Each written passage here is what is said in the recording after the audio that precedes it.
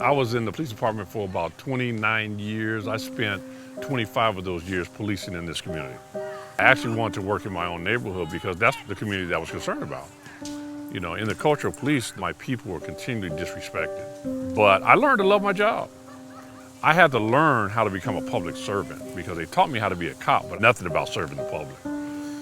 I don't even recognize this place. I feel like a stranger walking around in here. When I grew up, there were a lot of black businesses in this community. There were barbershops, mechanic shops, tax offices, there were restaurants, Geneva's, Cleo's, Albina Real Estate, which sponsor our baseball league. They're now gone and they've been replaced by white businesses. It has totally been gentrified. My black community has been conditioned to participate in social justice, always towards the poor. It's always dependent on white benevolence, dependent on low income subsidies. All these projects, they get black people to support that because it sounds good, it makes them feel good, and it's an emotional response. But it's not sustainable. Being dependent on a system that was designed by the very people that oppress you, and then be dependent on them to show you mercy. Well, the result of that is that we no longer exist in our own community. Look around, we ain't here no more.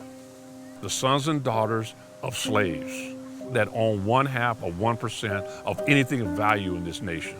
These social service programs and stuff, they don't see the guy who has a job, how to capitalize and further expand his ability to be an influencer in his own community.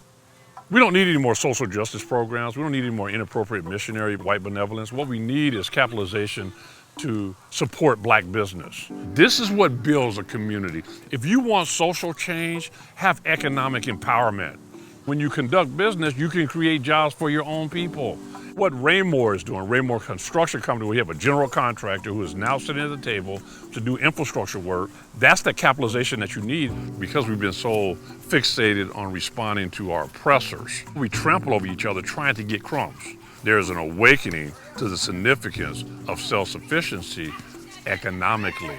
How are we going to decide to do business together? Are we going to take the model that's been given to us by corporate America, which is part of the oppressor system, or are we going to wake up to what the Father has revealed to us in the kingdom principle, the understanding that we care for one another, and we do that from an economic perspective? How are we going to negotiate doing business with one another and for one another and about one another and not feel guilty when we receive benefit from that?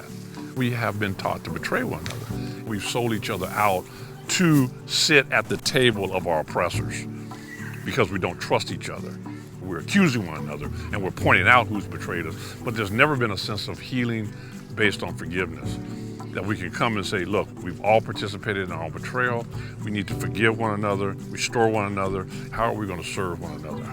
It can't just be on a personal level, or it just can't be social reform. It has to be the way we conduct business.